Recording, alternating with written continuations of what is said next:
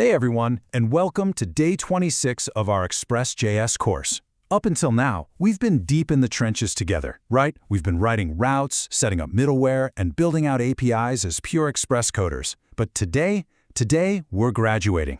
We are officially putting on our back-end architect hats.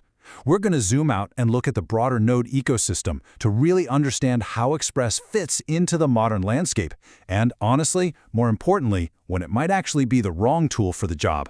Now, I'm going to start with a question that might ruffle a few feathers. Is Express still the right choice for your backend in 2026? It's a provocative question, isn't it? We have to challenge our baseline assumptions here. You've spent weeks mastering it, and yes, for sure, it remains an absolute industry standard. It's totally battle-tested, it has a massive ecosystem, and it's probably what you're going to see on 90% of job descriptions. But as your applications scale up and these modern bottlenecks start popping up, think ultra-low latency for AI features or pushing code to the edge, architects are realizing they need a broader toolkit. We literally can't just throw Express at every single problem anymore. Okay, let's dive into this. Here is our roadmap for today's explainer. 1. Node engine versus Express vehicle. 2. Fastify, built for raw speed. 3. Enterprise structure with NestJS. 4. Hono and the edge revolution. And finally, 5. The architectural decision matrix. All right, kicking things off with section 1, Node engine versus Express vehicle. Before we jump into comparing all these different frameworks, we absolutely have to make sure we aren't comparing apples to oranges. A lot of confusion happens when people compare Node and Express as if they're peers. They totally aren't. Think of it this way. Node.js is the engine. It runs the JavaScript outside the browser, manages the event loop, and gives you those raw networking primitives and direct I/O control. When you're working with raw Node, you are incredibly close to the metal. Express.js, on the other hand, is the vehicle built around that engine. It packages up all those common things you need for web dev, routing abstractions, middleware chains, JSON parsing, so you don't have to rebuild the entire chassis from scratch every single time you start a project. But here is a little architect's secret for you. Sometimes you just don't want the whole car. Sometimes you really only need the raw engine. If you're building ultra-low latency paths, say an AI inference gateway that's just forwarding a single request to a local model, or maybe a custom streaming bridge, dropping down to raw Node.js is incredibly powerful.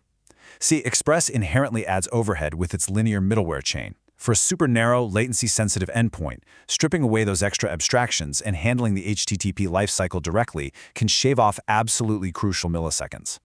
Moving right along to section 2, Fastify, built for raw speed. So, what if your primary architectural bottleneck isn't complexity, but just raw throughput? The sheer difference here is wild. In standard benchmarks for simple JSON endpoints running on modern hardware, Express handles around 15,000 requests per second. Fastify, it easily doubles that, pushing 30,000 to over 70,000 requests per second. If you are building high-traffic microservices or real-time platforms where server costs and pure throughput actually dictate your bottom line, Fastify gives you a massive operational advantage right out of the box. Now, you might be wondering, how on earth does it achieve this? It's not magic. It's just pure architectural efficiency. Fastify uses a technique called schema-based serialization. Instead of computing and serializing JSON on the fly for every single incoming request, which is what Express does, Fastify requires you to define a schema up front. It then compiles the JSON serializers ahead of time. This totally eliminates a massive amount of per-request computation overhead. Essentially, you're trading just a little bit of upfront definition work for some massive runtime speed. Okay, pivoting now to section 3, Enterprise structure with NestJS. What happens when your problem isn't the server sweating, but your code base turning into the Wild West? Express gives you incredible freedom, but let me tell you, in a team of 50 engineers, raw freedom hurts. Everyone ends up structuring their routes and error handling slightly differently. NestJS solves this exact problem by bringing an Angular-like structure, dependency injection, and a TypeScript-first approach right to Node.js. It enforces a highly opinionated, recognizable, enterprise-grade architecture. It practically forces your team to color inside the lines, which is exactly what you need when scaling the human side of your engineering organization. NestJS achieves this through a very strict, predictable flow. First, modules define the boundaries for your application's features, keeping everything nicely isolated. Second, controllers strictly handle your routing and incoming HTTP requests. And third, services are where you isolate your actual business logic and database access. By enforcing this strict flow, a brand new engineer can drop into a massive, unfamiliar codebase and instantly know exactly where to find the database query for a specific route. It reduces operational drag beautifully. And here's the absolute kicker. NestJS is actually a meta framework. It doesn't handle the raw HTTP itself under the hood. By default, right now in 2026, it runs on top of Express v5.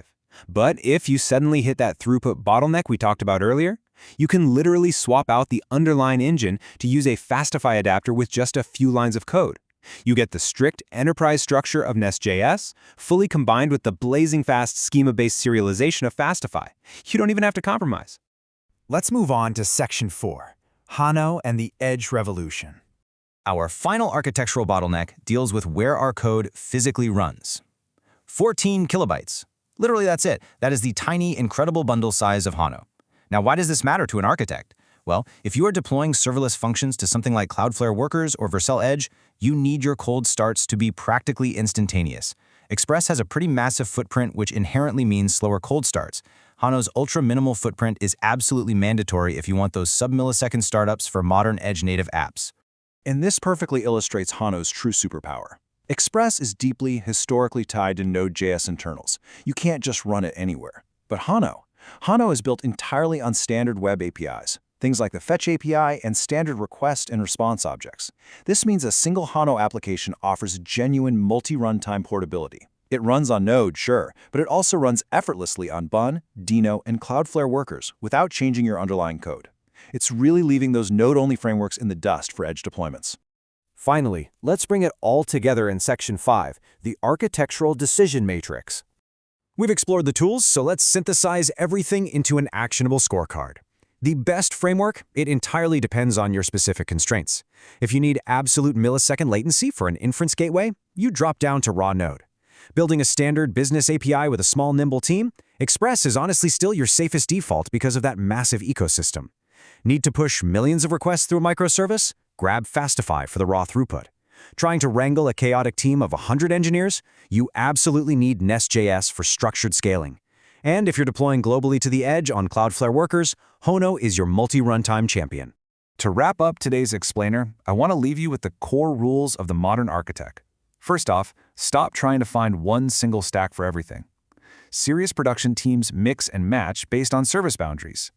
Keep your high-traffic, hot paths and your edge services incredibly lean using raw Node or Hono. Then, put the broad, complex surface areas of your business logic on mature, structured frameworks like Express or NestJS. The golden rule here? Optimize the hot path aggressively and keep the rest of your architecture incredibly boring and predictable. Well, congratulations on completing day 26 and crushing this architectural module. You've officially leveled up today. You know the frameworks, you understand the hidden bottlenecks, and you clearly see the trade-offs. The only question left to answer is, which one's going to power your next billion requests? Get out there, examine your constraints, and start building. I'll see you in the next explainer.